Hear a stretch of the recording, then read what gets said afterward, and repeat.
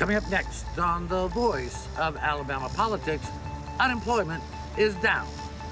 Also, the V team takes a look at mass confusion with schools reopening. And Mo Brooks is booed at the Trump rally. That's all, folks. I think Porky's got it right. All this and much, much more coming up next on The V.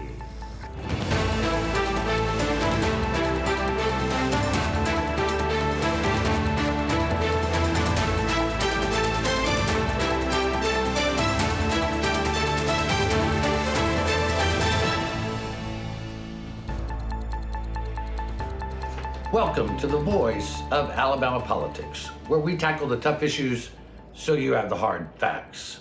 I'm your host, Bill Britt, and today I'm joined by Susan Britt, research guru extraordinaire, Angie Horn, Republican political consultant and strategist, and Josh Moon, columnist and investigative reporter at APR. Welcome. Hey, guys. Hey, everybody. Well, we are back. Hey, Angie. Good to see you, Angie. Yeah, always good to have you on. Well, we are back here outside of beautiful downtown Attala because our freedoms are being trampled on by those who won't take vaccine shots because their freedoms are being trampled on. So we're going to be trampled here in Etowah County. For a while. For a while. All right, so all that having been said, Josh, opening Alabama schools is just mass confusion. You and Eddie Burkhalter over at APR wrote about this week. It is a mess, and there is no plan. Yeah, it's it really is. I guess indicative of kind of how we've handled a lot of this pandemic, which is just kind of, hey, okay, let's go with this. And there hadn't been a plan from the top. I understand a lot of issues that they have in different segments of our government about trying to handle this and trying to open the schools. With Eric Mackey, for example, not having necessarily the legal authority to quarantine people or to issue his own mask mandates or things like that.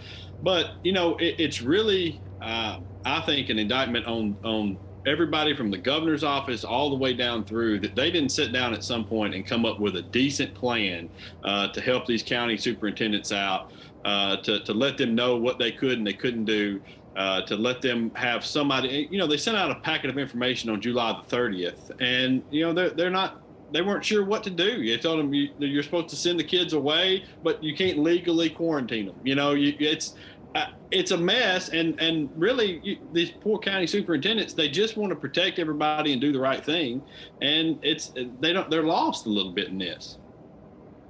I mean, Angie, you got school-age child, Jackson, and what are you hearing out there, and what do you think parents are facing right now?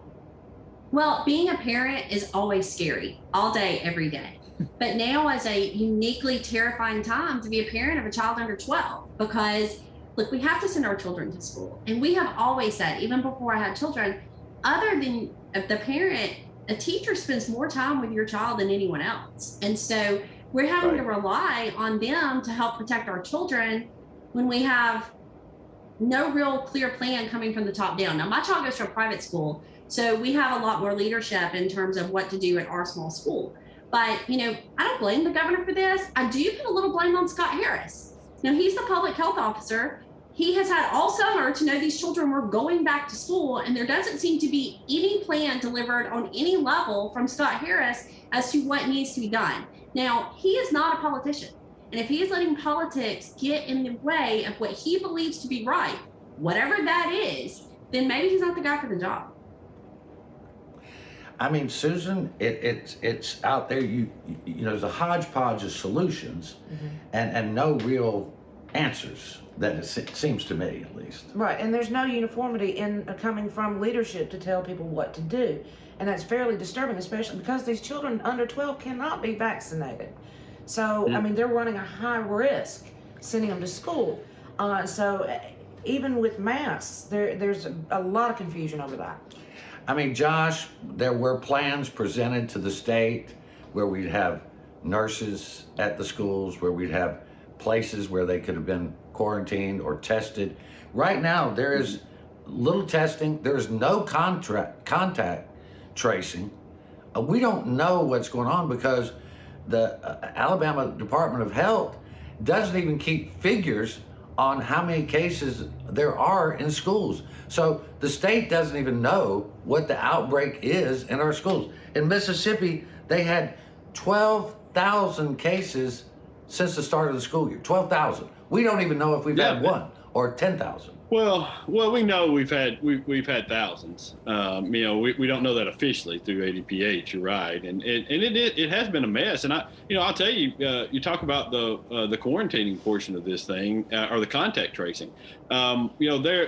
This is one of the craziest things about this. All right, so the schools had an option. You could do contact tracing, right, and partner with ADPH on contact tracing. And if you did so, well, then you had to identify these students and make sure they didn't come back to campus. But if you didn't have to do any of that. And so many schools started out contact tracing and then said, hey, wait a minute, this is going to be a real pain. We're just going to stop doing that. And we'll just call the parents and let them know, hey, your kid got in close contact. You can keep them home or not. And to which every working parent said, not, they're coming to school.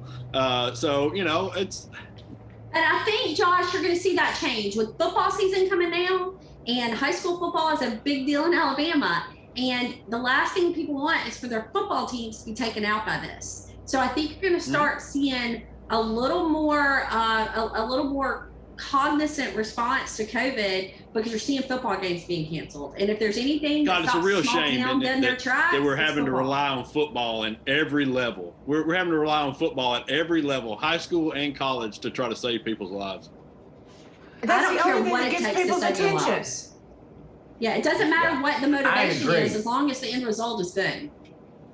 Yeah. I mean, come on. Right now, this past week, we moved mobile morgues to Mobile County and to Baldwin County in anticipation that the morgues are going to be overrun with dead bodies. And we're talking about refrigerated tractor trailers here. Yeah, let's not They're call them huge. mobile morgues, all right?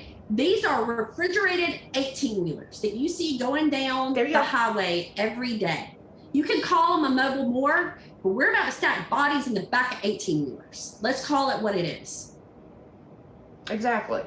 Well, that gives a new meaning to 18 wheels and a dozen roses. Yeah. Jesus. Well, I'm sorry. Hey, That's are graveyard those, humor, are those isn't bodies it? that we're stacking up, are they from the vaccine? Are the people who've died from the vaccine? I think those are mostly the unvaxxed. Yes. You know, I think 98% okay. are unvaxxed. 98% are unvaxxed. I just want to But make I sure there think was we can people all- that were actually dying of COVID. Yeah. Yeah. Well, right now, what we're learning is that what we've known all along, that people that are vaccinated may get sick. It never said you wouldn't get sick. It was that you won't get so sick you die, because that death is irreversible. I mean, that's just a rough thing, Yeah, at least on this earth. But we're going to have to leave it right there. You're watching the voice of Alabama politics. We'll be right back with more news and opinion.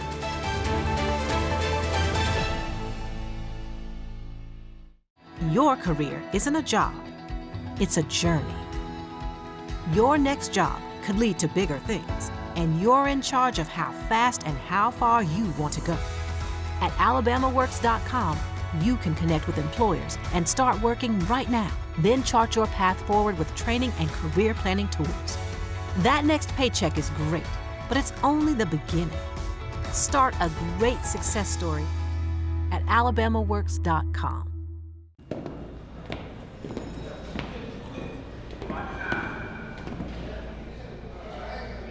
So you got caught speeding. But this time you got more than a ticket.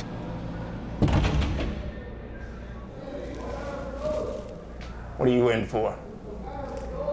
Vehicular homicide. Stop speeding before speeding stops you. Drive safe, Alabama. A message from your Alabama Department of Transportation.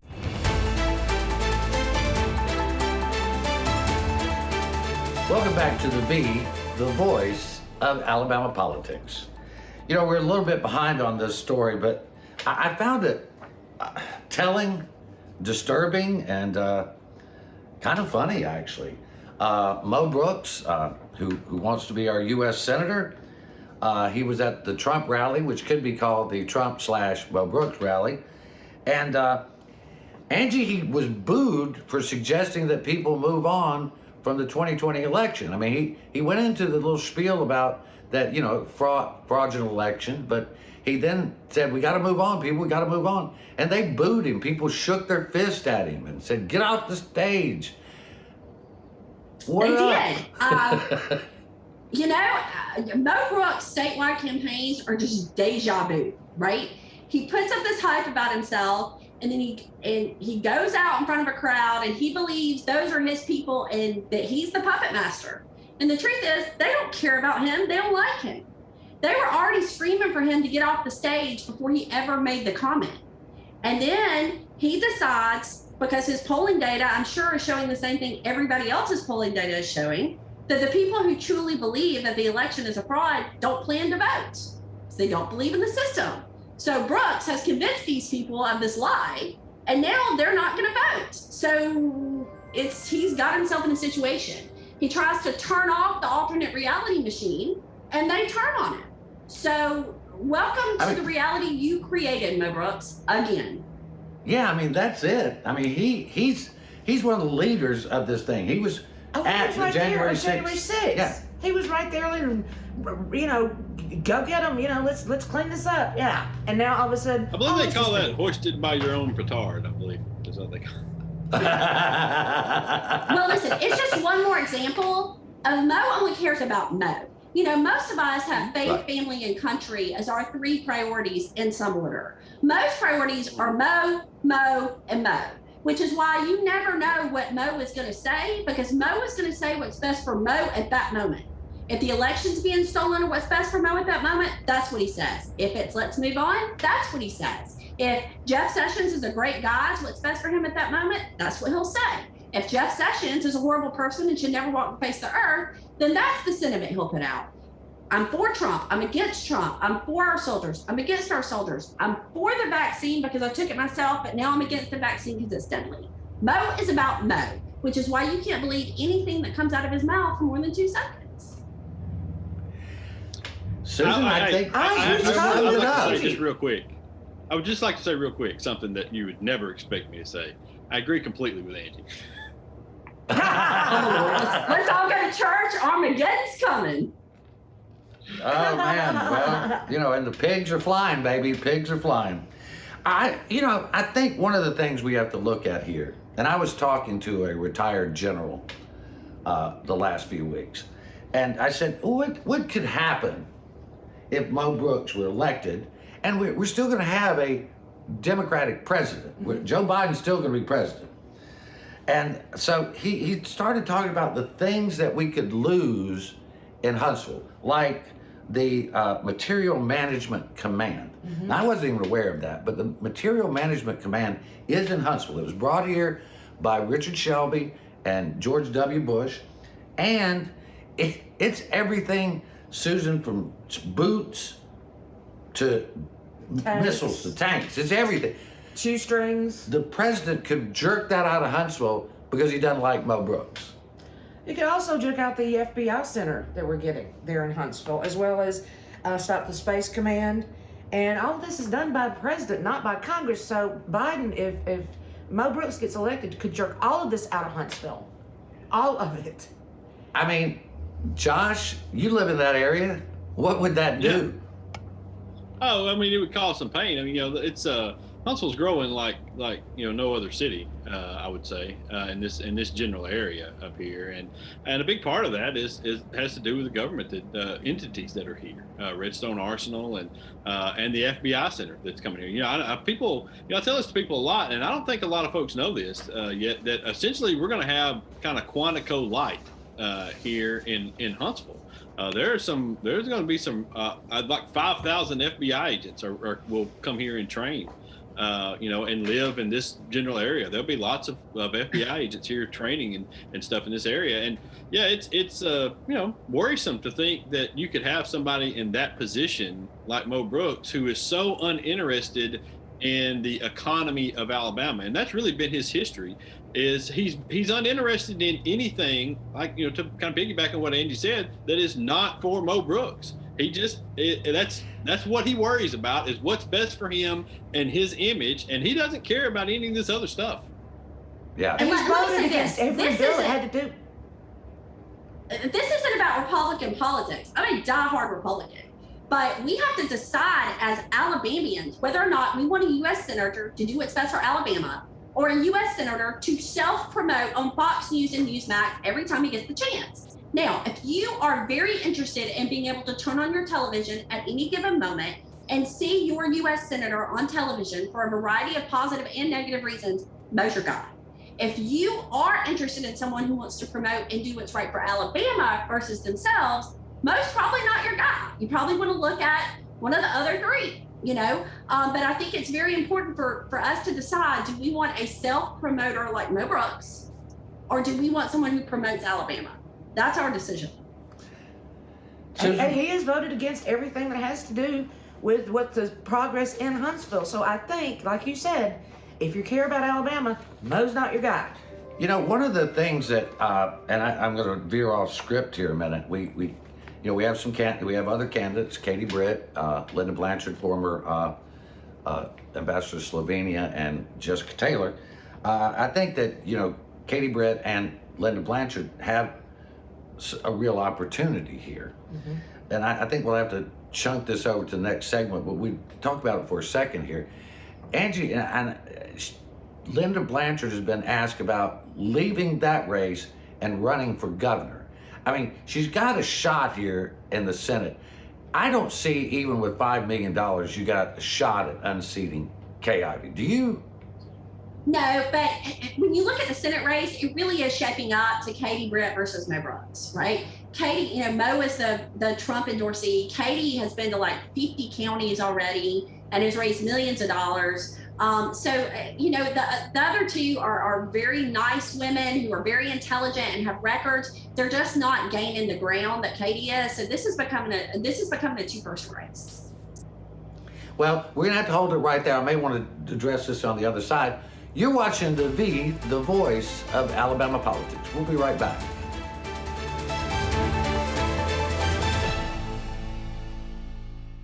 You'll never guess what 400,000 people in the U.S. were using when they crashed their cars last year. No, not this. This. Distracted driving will kill you. Drive safe, Alabama. A message from your Alabama Department of Transportation. If you've been working, you've already proven yourself in ways you may not even notice. Managing your time, communicating effectively, and working as part of a team are key skills that employers value.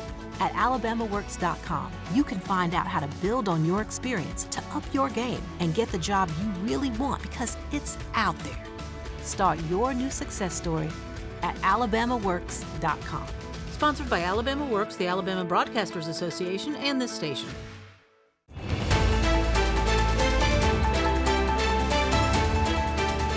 Welcome back to the voice of Alabama politics. I do want to go back to that subject, Angie, and the rest of you.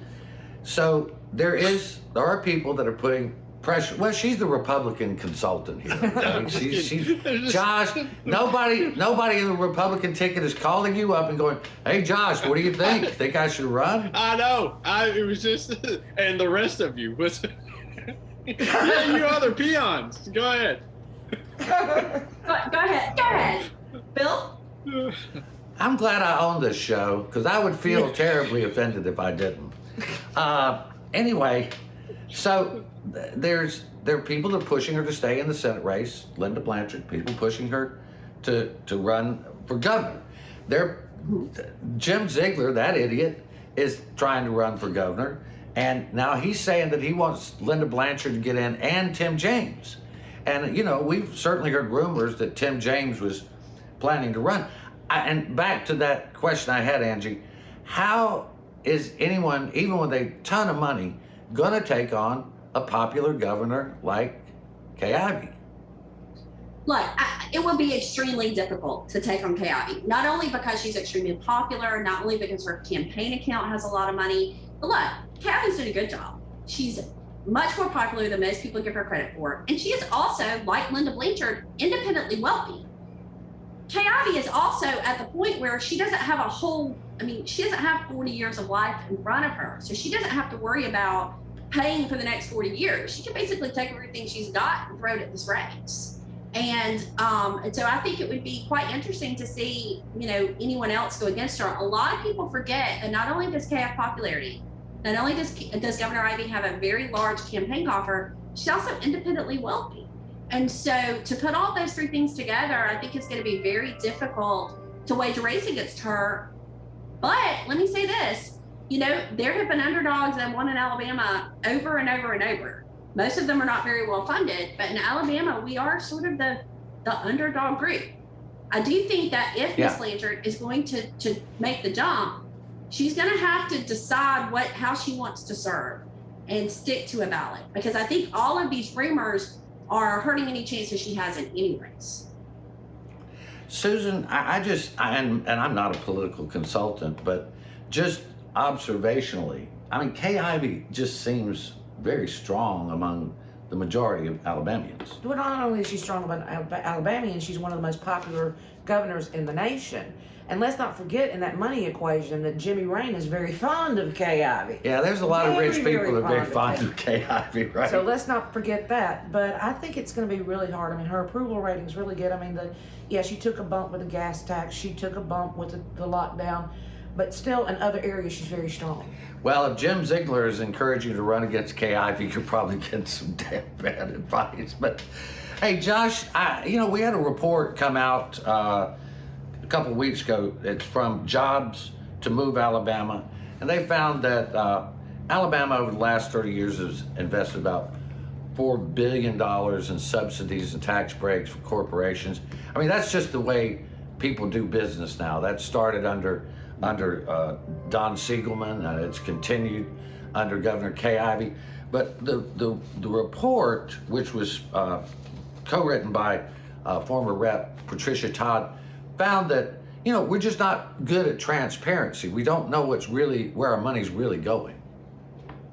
Yeah, no, we've done a very terrible job of, and let me say, I don't necessarily have a problem with a lot of the subsidies that have gone out to businesses. I think a lot of these incentives have been good, and you've competed with other states to do some of this stuff. Some of these things, though, are outrageous.